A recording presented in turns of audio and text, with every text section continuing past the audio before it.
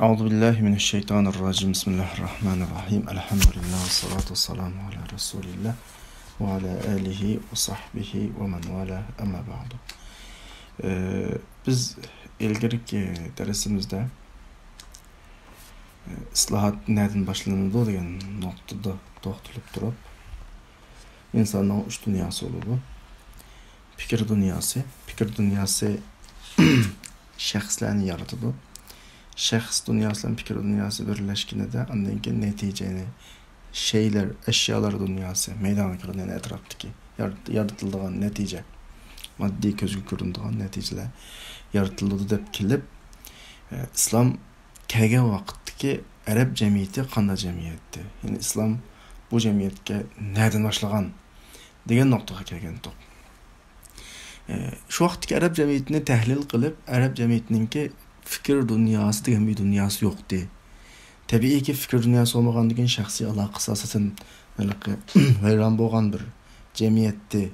Onda olgan degan onun yaratılgan bir neticesi yoktu. Dep şunun misalı qatarida bir qancha misalni qo'yib o'tgan.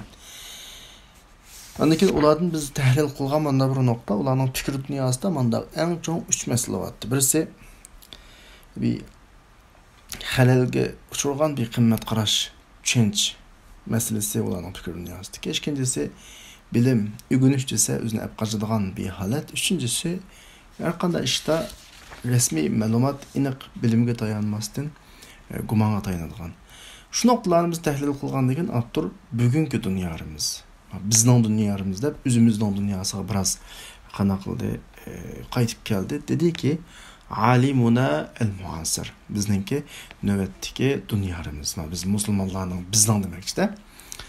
Ve iza istarsalna fi alem afkarina el-muasir qalilan.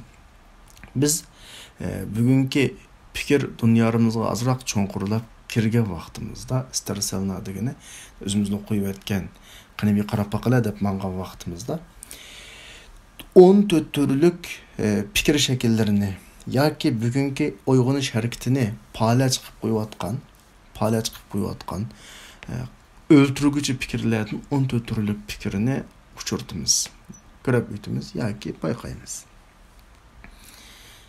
Abdurning ishlatgan iborasi bizni biroz cho'chitdi qarindoshlar. O'ltirguvchi fikr deydi. O'ltirguvchi fikr. Qani qarab baqayli, endi bizning Uyg'ur jamiyatimizda bu fikrlar bormi, yo'qmi?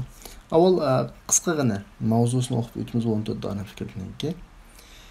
14 dona fikrini ondan keyin tafsili ichiga kiramiz. 14 turlik fikrining birincisi el-halat beynel mabda vel manhaj. Yani prinsip bilan yo'lni aralashtirib o'tish.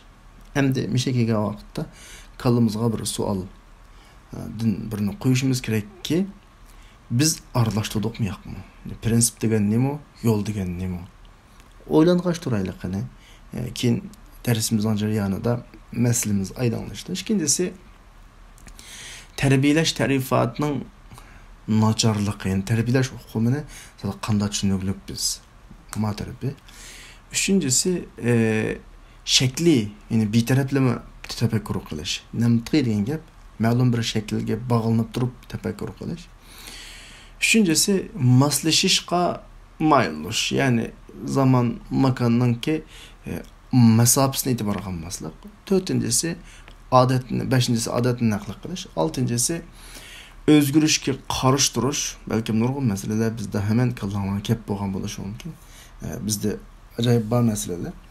Yettincisi raqobat bilan hamkorlashishning o'tirini tampon shaklda yapmamaslik, adamat tavozun. Sakkizincisi delil yoki paket bilan aniqlamasdan bıraklam eğip ketish. Dokuzuncusu arzu armansız fikirler ve büyük himmetlerge mas kelmaydigan fikirler. Onuncusu gapga merkezleşmeslik, belki digücüge merkezleşiş. Gapning digücüsiga qarash. 11-si bir fikirga rad qaytarish uchun atlanish. Ama o fikirga bunda astoydil, jad degan gap, astoydil quloq solish uchun tayyorlik qilmaslik yoki uni baholash uchun tayyorlik qilmaslik. Zaten bu fikr yaramdi yaramam demasdan shu her zaman qurol yaroqlarimizni tayyorlam qilib turish hamda kim fikr qo'ydiki shunday darhol qaytarsam bo'ldi degan shaklda. 12-si shundoq deb o'ylashki, rahbarlar hamma narsani biladi deyish va ularning iqtidorini mo'ljalashda bak mubolag'a qilib o'tish. 13-si o'zimizni tanqid qilishga hozirligimizning bo'lmasligi, menayotgan yo'llarimizga qaytadan qarab chiqish, xatolarimizni qanday qilish tepib chiqishga hazırlığımızdan bo'lmasligi. 14-si ishlarni oddiylashtirish yoki mubolag'alashtirib ishlarni yo'g'intib o'tish. Mush 14 turlik qotil fikr bizning ichimizda nima bor. Qani bizda bormi yo'qmi? Avvalma tushunishga kelayli. Balki bir 2-3 kunlik vaqtimizni oladi bu bizningki. Dexe avtor yuqoriqi 14 turlik masaladan qanday tushunchalarni chiqaradi. Undan keyin avtorning chaqan tushunchasini chiqargandan keyin biz uni o'zimizga selishtirsak bir natija chiqadi. Endi men bir narsaday avtorning degan gapini shu kitobda qo'llanayotgan prinsipini o'zga ishlatishimiz kerak. Avtor boshqalarning fikriga qaroqlarcha ergashmaslik deydi ya qarindoshlar. Men bu kitobdagi gapga qaroqlarcha ergashmaslikni so'rayman sizlardan. Ya'ni avtor bir gapni deydi, qog'oz qarasi siyah. O kelgan gapning hammasiga o'ylanmasdan rost to'g'ri deyish favqulodda bir xatolik. O'ylanayli. Biz bu tafakkur yurgizayli, avtorning degan gapi, mush kitobning avtorining degan gapi zodi to'g'rimi, xatomi? Agar to'g'ri deb baholab bo'lgandan keyin, andan keyin bizda bormi yo'qmi? Mana nuqtaga kelish kerak. Bu bir muhim eskartish tegishli bir nuqta. Bizda burundan tortib kitap quli deydigan bir gap bor. Ash kitobdan chiqqandan hammaga kitobda bor deb amal qilgancha unda shu Qur'on bilan hadisdan boshqa har qanday kitob o'qib foydalanamiz, ammo bizni mutlaq bog'lasa bo'lmaydi. Makallarda aniq bo'lish kerak. Birinchi fikr, qotil fikrining birinchisi mabda prinsip bilan manhajning o'tirini qanaqa o'tish, aralashtirib. Mana hozir endi har bir sanaldan prinsip degan nima, manhaj degan nima buni so'ray desam, vaqt şarait meselesi bunu yer vermesligi mümkün. Her halda mushu ovozini anglayotgan her bir qarindoshimiz o'zidan o'zi bir narsani so'rash kerakki, prinsip degan nima, manhaj degan nima? Prinsipdan voz kechgili bo'lamdi, bo'lmamdi.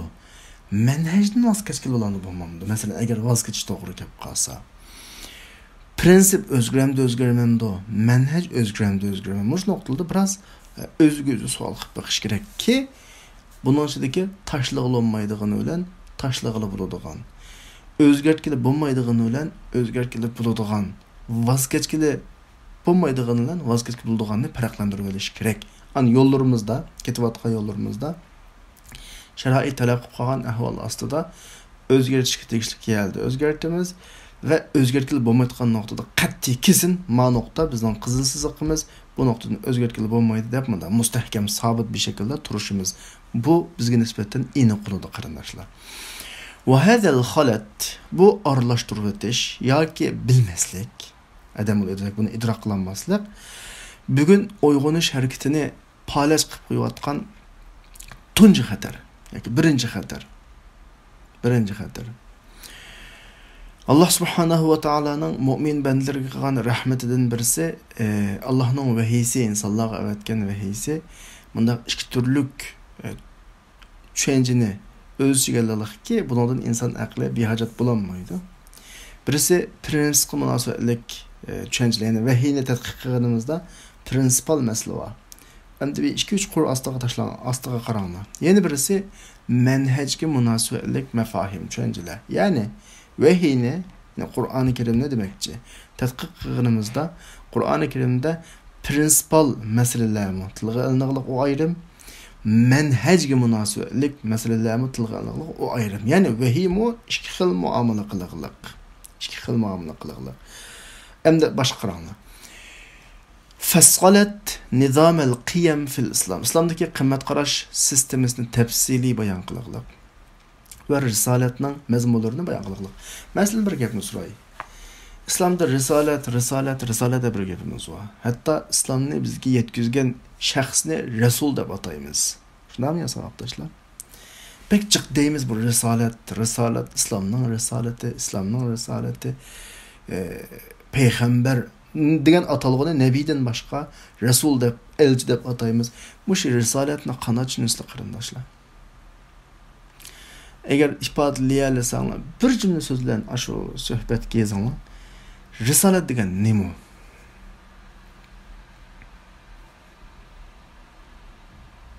Agar yoza olsanglar. Ya'ni risolatul islom degan vaqtda, rasul degan vaqtda zodi nimani ifodalaydi risolat? Agar payg'ambarlik desanglar, masalan, yoki vahiy desanglar, uning boshqa atalg'usimi bor? Vahiyni vahiy deydi arabchada. Payg'ambarni nabiy deydi, masalan. Risolat degan nima? Bu nokta pek muhim. Risolat hukmi pek muhim. İslamning payg'ambar alayhissalom olib kelgan bütün ahkomlarininki, bütün jarayonininki tek bir nishoni var. Yetkazmoqchi bo'lgan insonlarga yetkazmoqchi bo'lgan bir mesaj var. Mayli o meselende diqqat qila islomning alaqi 5 daruratları deymiz. Andan başqa ahkomlari, halol haram ahkomlari deymiz. Ani qilsang halol, mani qilsang haram deymiz. Onun cezası o, qulni kesimiz, buni rajma qilamiz, buning yuzini uramiz, buni bu bütün ahkomlarni yig'gan vaqtda bir nuqtaga yig'iladi. Ya'ni Allah insonni qanday qilmoqchi yoki nimani bildirmoqchi degan bir nuqtaga yig'iladi. Bir nuqta nima? Risolat. Bu islomning prinsipal masalasi qarindoshlar. Balkim hozir vaqt naslamazligini texmo aniq ifodalamadim. Yana bir boshqa bir suhbat qilish fursatimiz bo'lib qolsa, men sizlarga risolatning ma'nosini biroz kengaytirib tushuntira olishim mumkin. Mesela şu başka peygamberler ikiye bölünüyordu. Bazı peygamberler Resul deyildi, bazı peygamberler Nebi deyildi. Resul ne, Nebi deyildi olan bilen Nebi'nin hemmesi Resul emez. Bütün peygamberlerin hemmesi Resul emez yani. Bazı enbiya, bazı Resul. Risalet biraz zil iş. Risaletning başqacha biraz ma'nosi var. Şu yerda Abdur risaletning mazmunlarini bayon qildi degani, yani islomning prinsipal bir masalasi var. Prinsipal mesele İslam'da olsun, min ahkamını bir yere koysanlar okşaş biri çıkıyor. Fıkıh kitaplığı tom yuğan bir kitapçasına hemini egellep ketgüdek, işkaplığını egellep ketgüdek kitabını hemini ekilip aktarsanlar risalet bir yaşki. Anda onun da artık bir işkisi mi de işki kılamaz. Yani tarmak şekildeki işki çıkışı mümkün, lakin onu muhulasılasak bir. İslam'ın risaleti fakat lan bir. Şuna başqa risalet degan söz her daim yekki halatda risalat deb ishlatilmaydi. Risalet yekki şekilde ishlatiladi. Risalat deyilsa 2-3 payg'ambarninki vazifasiga qaratiladi, vaqtda ko'proq bo'ladi. Ama payg'ambar alayhissalomning risalati vaqtda bir risala. İslamning bütün ahvollarining hammasi bir risala asosida. Bu bir prinsip. Ve tecesside tilkar risale fi meyadin siyasi ve iqtisadi ve aşı siyaset meydanlarında, iqtisad, ictimai meydanlarda aşı risaletini qanday qilish, namoyanda qilish. Yani ibodatni demaman. Bütün dinning ahkomlarining hammasining bir risalati var deb. Aşı risaletini siyaset babidimi o'tirib chiqarish, tejsida asli tejsida degani namoyanda qilib gavdlantirish degan gapchu. Gavdlantirish iqtisod babidimi gavdlantirish, ijtimoiy babidimi gavdlantirish.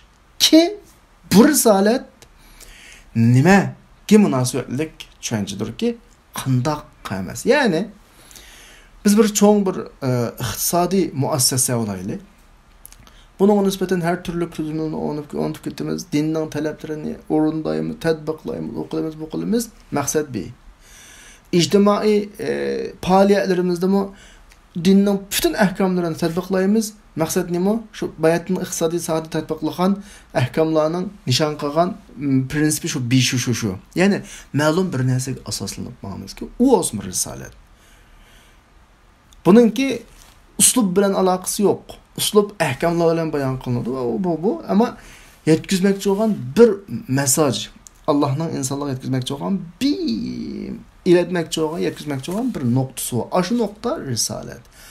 Bu men gapni olib turib devitishdan ilgari hozir chidamadim demay devetay aslo va aslo o'zgarmaydi. Aslo voz kechilmaydi. Hech qanday ahvol ostida voz kechilmaydi. Hech qanday ahvol ostida voz kechilmaydi bu risolatdan. Aş kallamı tapançını tanıtısı voz kechilmaydi. Ona sen ba'zilarga tahdid ostida islomdan yansa yoki yonganini talaffuz qilsa bo'ladi. Hatto ashuning islomdan yonganini talaffuz qilib bulashmi bir risolat. Ma izonda bo'lsin. Halaqa bir sahoba var Resulullah'ning vaqtida ashuna tahdid oldida dindan chekinganligini e'lon qilgan, ammo Qur'on uni dindan chekinmadi deb sifatlagan. Ashuning shaklan ashta qig'inning o'zin bir risolat. Risolat asla voz kechilmaydi. Bu bir nokta. İkinci mefahim menhej mağadigan yol ama prinsip mesela uslub deb tushunsanlar bo'ladi. Agar men sizlarga oddiylashtirish to'g'ri kelib qolsa, uslubga munosabatli ki aşı risolatni tatbiqlash yo'llarini bayon qiladi, o'zgartirish manhajlarini bayon qiladi ki bu keyfga munosabatli mazaq emas. Risolat menga o'zgarmaydi bir. Menga voz kechilmaydi. Endi mush risolatni amaliy o'rtada tatbiqlash yo'llari va jamiyatni o'zgartirish prinsiplari va bu keyfga munosabatlikki bu payg'ambar alayhisolatu vasallamninki 23 yillik hayotida buni biz ko'ralaymiz buning namunasini. Endi hozir shu nima qilayotganlardiki bir millatni uyg'otman deyotganlardiki xatolik mabda bilan manhajni qanday qilish aralashtirib o'tish. Abdurmayada bir bunda bir balkim bizning tushunchimizga ishonch qilgan bo'lishi mumkin. Bu mabda bilan manhajda biraz kengaytiproq so'zlamagan bir yeri bor ekan mening his qilishimcha. Asli bizda taxi mabda bilan manhajning tushunchasi biraz aniq emas ko'pinchimizda. Mencha bu ayrim bir qatimliq suhbat, hatto kengaytirilgan bir nashqliq suhbatga munosabatli mabda degan zodi nima-nimalarni o'stiradi degan shaklda manhaj degan ama Abdurmayada şu bizning tushunchimizga havola qilib shu uyg'onish harakatidagi xizmat qilayotganlarning xatoliklardan birisi bu ikkini aralashtirib o'tish deb gapni tugatdi. Dediki fakasiru min al-amilin fi sahhat al-fi'l an-nahdawi, ya'ni uyg'onish amaliy harakat sohasidagi xizmat qilayotganlarning ko'pinchisi siz ularga vositalarni yangilash, yo'llarni, manhajlarni yangilash haqida so'zlasangiz, ular sizga prinsipda chang turadiganligi va uning chang turishining ahamiyati haqida raddiya qaytaradi. Ya'ni mashta muntaraq qildi desa, biz mashta prinsipda chang turmaymiz deydi. Ya'ni demakchi o'g'ini o'zgartishga bo'ladigan vosita, manhajni bular prinsip deb tushunib qolgan. An şunun neticesinde muqim bir şekilde turvagan, halbuki jahonning taraqqiyoti uningga mos kelmaydi. Masalan, o'zgarishni taqozo qildi. Shuning bilan qanday bo'ladi va hakaza tushal harakatu sahva, ya'ni uyg'onish harakatining faoliyat holatiga tushunilmishqa, bu uyg'onish harakatining a'zolarining ko'pinchisi vosita va yo'llarga prinsip va savobit o'zgarmas muqim ishlarga o'xshash muomala qilganligi, yakunda tayinib olganligi uchun. Ya'ni manhajni prinsip sifatida muomala qilib olganligi uchun nurg'un masala qanday qilgan buzilib ketgan demakchi. Bu birinchi qotil fikr. Ikkinchi fikr tarbiya degan so'zningki ta'rifatninki xato ta'rif qilinishi bizga nisbatan. Tarbiyalash degan nima? Mush nuqtani tushunmaslik. Fi'lun nahdawi degan gap uyg'onish harakatlari deb tushunsak bo'ladi. Fahunaka fikra tusaytiru ala kathir min qadati as-sahwat al-islamiyya. Böyle bir fikir var. Bulup İslam uyg'onish yetakchilarining ko'pinchisini kontrol qilib olgan bir fikr var. Hemen kallaga kirib olgan demakchi. O fikrining mazmuni shu. O'zgartish va navbatdagi o'zgarish xizmati o'zaro birisi bilan qanday qilish, tadafu, ittirishish, kurash qilish asosiga qurilgan. Bu bütün xizmat qiluvchilarning hammasi o'zining nafsini paklash va ruhiy iymoniy jihatga tarbiyalashni mukammallashtirishni ilgari tamom bo'lmaydi. Ammo men oddiylashtırib deyman. Har doim deydigan bir gaplarimiz bor. Bizning aniq kishilarimizning ichida tezkiyatni nafs deb Her daim bek ta'kidlaymiz. Avval nima muhim desa, qalbni paklash muhim deb. Hatta necha qatimliq yig'ilishlar, bir ish qilli degan yig'ilishlarda o'tirib qo'ygan taklif nima desa, avval qalbimizni paklash debchi. Men rostgina qilsam, hozirmi tushunmayman shu gapni shu. Qalb paklash degan nima? Bir odamning qalbi qanday qilsa paklanadi? Tezkiyatun nufus. Yani bir odamning ichki dunyosi qanday qilsa paklanadi? Bir odam uyda o'tirib, joy namozning ustida o'tirib yoki masjidga chiqib itikaf qilish yoki kechalari namoz o'qish orqali bir odamning qalbi paklanadi. Bu noktada her bir adam o'ylab bakmak lazım. Şahsen ko'z qarashimda desem, bir adam üstüge tushganni qilish orqali qalbi paklanadi. Üstüge tushganni qilish orqali. Mening nazarimdagi tezkiyat nufus degan shu. Masalan, men bir cengahdagi bir qarovul olsa, mening tezkiyat nufusim nima bilamsizlar? Qarovulligimni obdan qilish. Men bir jang maydonidagi askar olsam, jang maydonidagi vazifamni obdan qilish ma'ni nisbatan tezkiyat nufus. Mening kallamda. Men bir islomiy yozuvchi olsam, kitobni obda yozish, astoydil, ixlosli yozish mening tezkiyat nufusim shu. Men bir iqtisodga ega boyib qolsam, pullarimni yaxshi yo'llarga xayrlash mening tezkiyat nufusim shu. Yani mujohidning jihadi, yazg'uvchilarning yozishi, yani her adamning ustiga tushgan vazifani butun vujudidan qilishi mening nazarimdagi shaxsan kitobqimi Abdur oxirisi nima deydi bu aniq emas. Shaxsan mening ko'z qarashimdagi tezkiyat nufus shu. Ama bir odamni pulatni yoki oltinni nimaga selib, o'tqa selib, tavlab chiqib, andan keyin ishga solgandek tezkiyatni nufus deb bir yerga opirib, uning qalbini undan ish olmaydi. Chunki insonning qalbiga minut ichida u ham o'zgaradi. Tezkiyatni nufus bir odamningki ish qilayotgan vaqtidagi o'zining ustiga tushgan mas'uliyatni voyaga yetkazib qilishi mening nazarimda tezkiyatni nufus. Endi avtorning deyotgan nuqtasi mushu sohadagi rahbarlarning kalasiga kirib olgan bir fikr borki, o'zgarish masalan yoki o'zgartish mush tezkiyatun nufus bo'lmasdan mumkin bo'lmaydi deydigan bir fikr var deydi.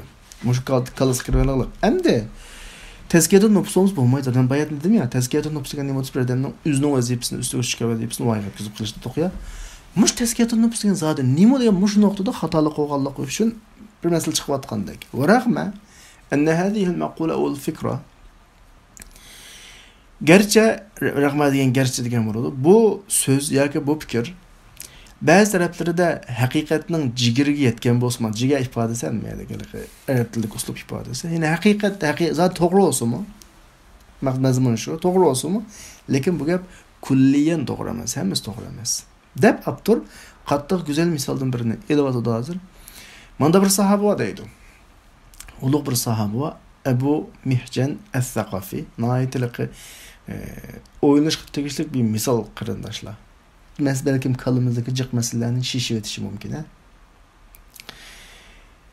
Bu sahabi içimlikке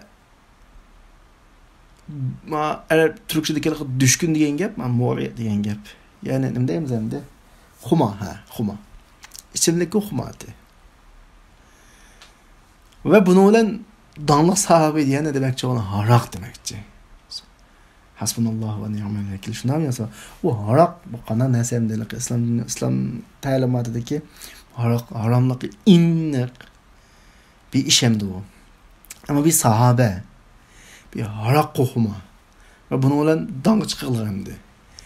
Sa'd ibn Waqqas muş harakında bunu sulap koygan. Harak içip sulap koygan bunu. Kadisiye küllükü buluyordu. Kadisiye İslam tarihindeki demek bir çoğun bir can. Hayat mamatlık canı. Bu Ebu Mihjen'ge müşriklerinin musulmanlığı kıvatkan işleri yetti ki canının eğirliği yetti. Ve bu Sa'd'nin balısının anısqa degini Sa'd'nin ayalığa çın yalırıp çın tudu. Sa'd Ebu Mihjen'ni şu ayalının qırtiki bir türkü bağlap koygan deydi. Yani Sa'd bunu bağlı, Sa'd şu vaxtdaki rəhbər harak işte de bunu bağlap koygan. musulmonlar qattiq jangda ig'ir talafotga uchrash ehtimoli bor. Shuning bilan bu ayolga yalvordi. Voy, meni bir qo'b bersang debchi. Yani nimaga yalvordi, nimaga alaha degan gap, chang tutdi degan gap, nimaga chang tutdi desa, buning zanjirini shishib etishga, yani musulmonlar bilan bir safda turib urush qilish uchun.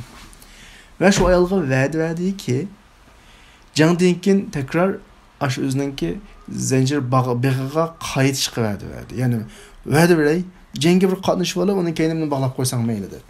Ya'ni bu yerda demakchi o'g'ni shu. Buning bir nimalikka dushkunligi va haraqqa bir nimasi bor ekan, xumosi bor ekan. Ammo jang debdigan turolmay qopti meyda. Mana nuqta esingda bo'lsin.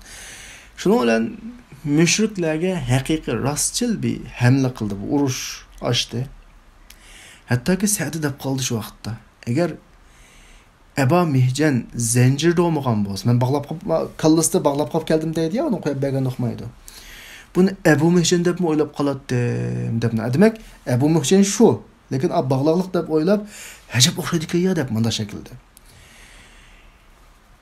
Va annaha farasi. Va bu mening etim deb o'ylab qoladim. Chunki otni balkim Sa'dning etini minib kelga o'xshaydi. Mana bir vaqalik bor. Bu misoldan bizga ilingan nima Abdur nimaga misol qildi bu desa, mana mushu Rasulullohga hamroh bo'lgan bir sahoba. Allah yo'lda urush qilgan bir sahoba. Cho'ng gunohlardan bir gunohni qildi masalan. Demak, fahuadika fa demak bu tarbiyasi to'liqlanmadi. Hisobda varoqchi masalan.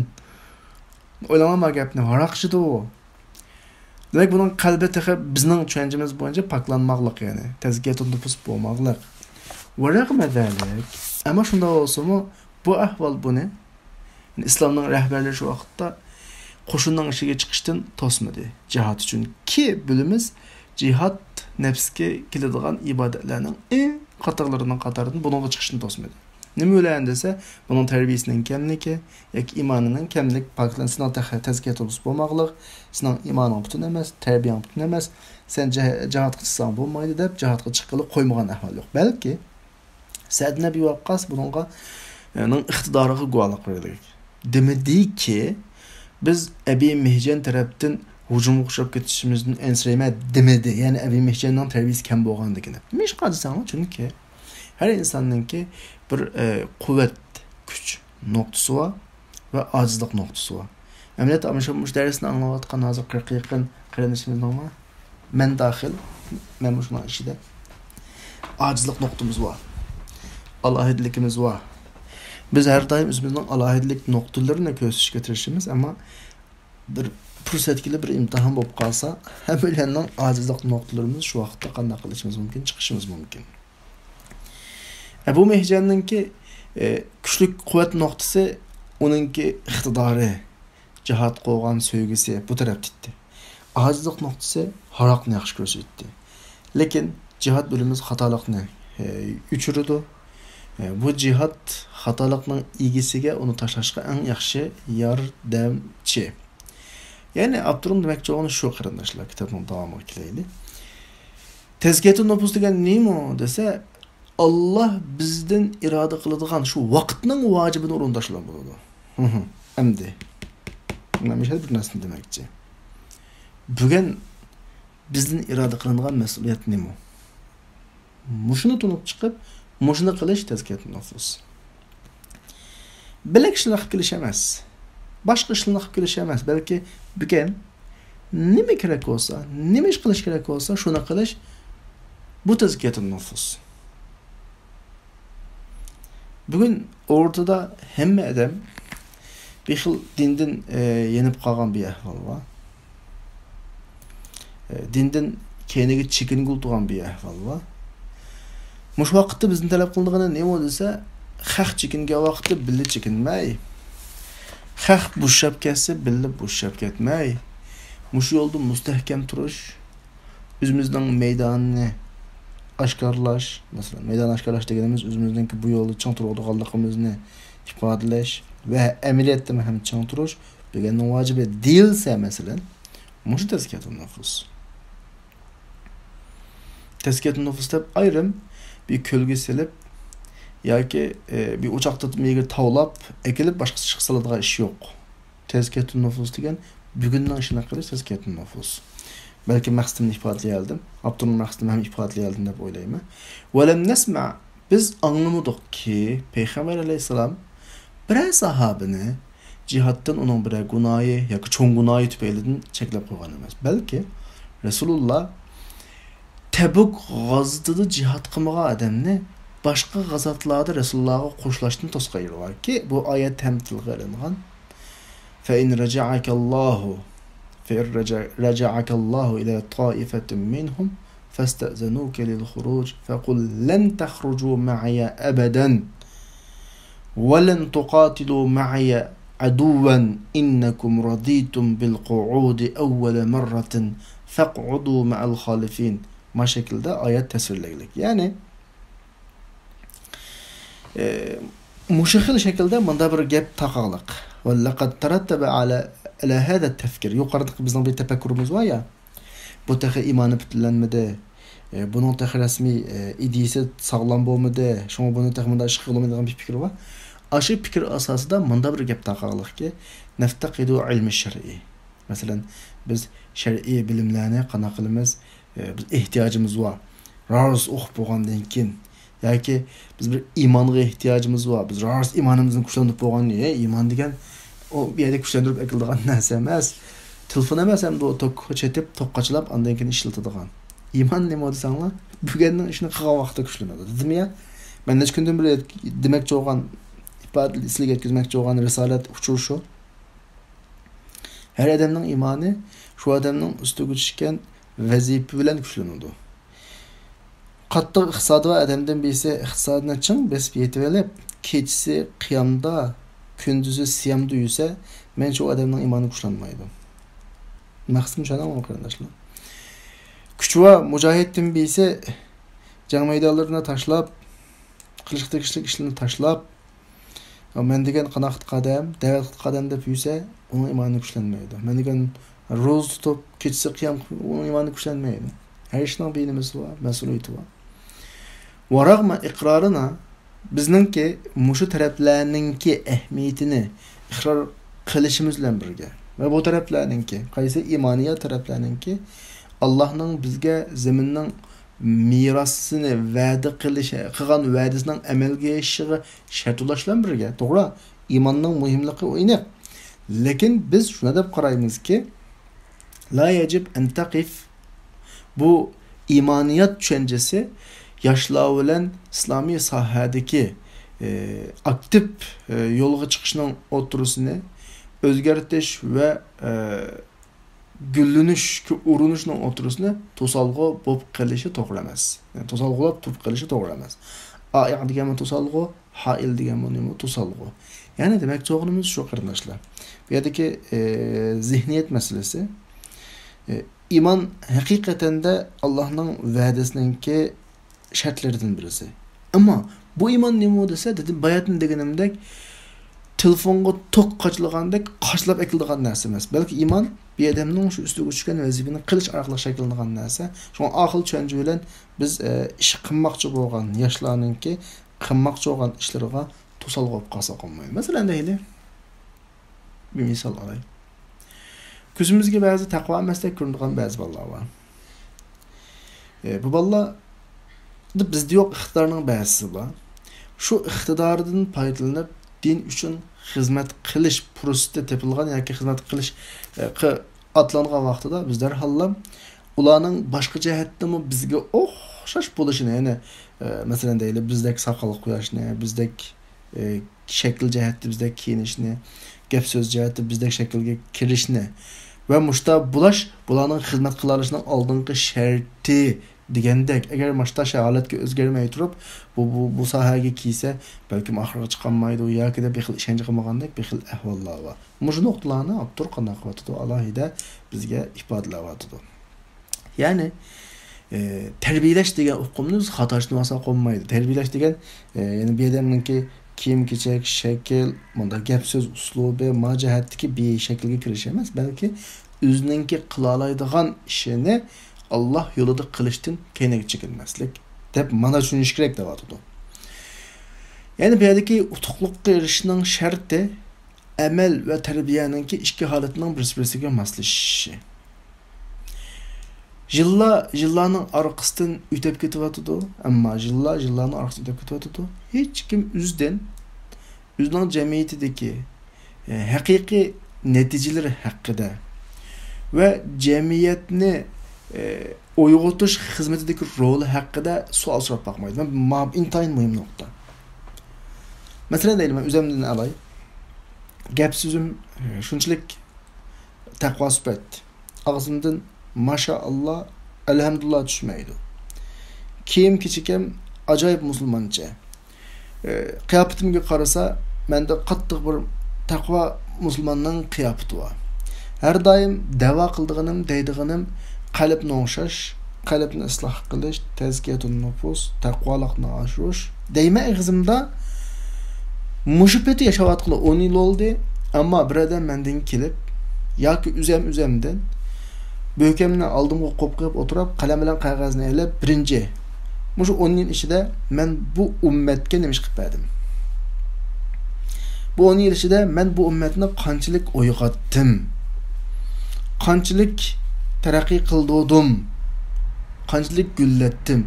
Yazg'il tursak, yazg'ili bir qur ishimiz chiqmaydi. Ama her daim deydiğimiz ne dese, üzemni terbiyeleş, kalbni terbiyeleş, ıslah kılış, takvalıkna şu.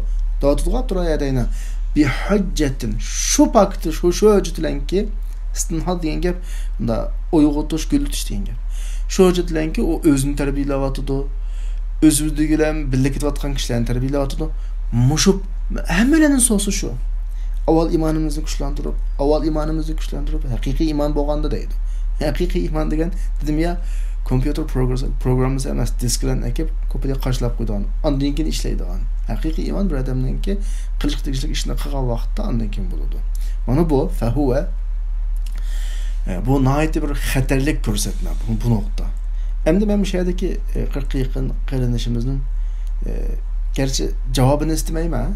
Javobini hozir javob berishim shart emas. Bu so'g'im bor. Bayatning o'zimdan so'g'an savolni. Yani her bir adam özünü şundan bir sualını sormak için kirişi kirek ki belki 10 yıl yaşagantımız 20 yıl yaşagantımız ama 10 yıllık ne bir deyip duraylı 10 yıl içinde muşu noktadan ölen bir ittifak daha da takvalıkla aşırış hakiki iman hakiki takvalık diyen noktada belki hem ölen ittifak ama nemiş kıpaydık diyen bir sualını hem ölen kanak bakımız sonra bakışımız gerek. Özümüzge. Bu intayin xatarlik bir ko'rsatma bo'lib, islom holatlarininki chekinishiga ishora qildi. Agar mushaga yig'ilgan, hozirgi tatliq uyquni qap o'tirib, mush darsga yig'ilganlar men xili ilg'or odamlar deb o'ylayman. Mush odamlarimiz osh so'g'an savolda 5 qipireldimi, qipirenmedimmi degan savolda agar palon ishni qipirelib tima degan javob chiqmasa, haqiqatan xatarlik. Men o'zimdan echinman shaxsan. Ütüp ketken 10 yılımga hakikaten qattiq ichinime şu qavatqınımızdan hemmesi nezrivi karakterli işler. Emeli neh meydanda rastgele qilsak qilgan bir işimiz asasen yok diyerlik. Çünkü fekathiru min at-tecemmuat vel hay'at al-islamiyye. Çünkü köpünçe toplaşma, tecemmuat ve İslam hay'atları tenkefi'u ala nefsiha yani özüge qana qılıdı, yığılıdı ve özünün içki kısmı yüzlengen. Muş iş hemelendi ba. Nime de iddiası bilen dese içki sepni terbiyeleş parkı hüccet bilen ki içimizin paklı saklı daval depçi. Aşo nime dese ve tardarındaki bazı işlerini kılış arkalık. Yani şu vaktin özde hayat sahasıdın yaraklaşıdı. Cemiyetteki hakiki tarqaşdan yaraklaşıdı ve ta'sir qilg'uchi noktalardan yaraklaşıdı. Ben bir narsaga müşahede bir narsani dey.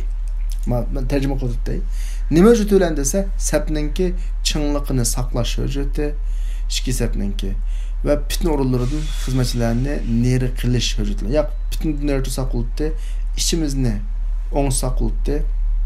deb siz shaxsiy xizmat qiluvchininki ixlos bilan shaxsiy xizmat qiluvchining hayotida yezib bakmaydigan, munozara qilib bakmaydigan, muhozir bermaydigan bir odamga yoki haqiqiy ba'zi planlarning yukini ustiga ololmaydigan nimadan boshqasi ichki faoliyatlarni ba'ziga hozirlashdan boshqa ki ko'pincha vaqtda jamiyatni uyg'otishda o ichki faoliyatga tayinlanmaydi. Müşekega vaqtda men bir narsani degim keldi. Gap tugudi asosan jumlaning quruq oxirlashdi.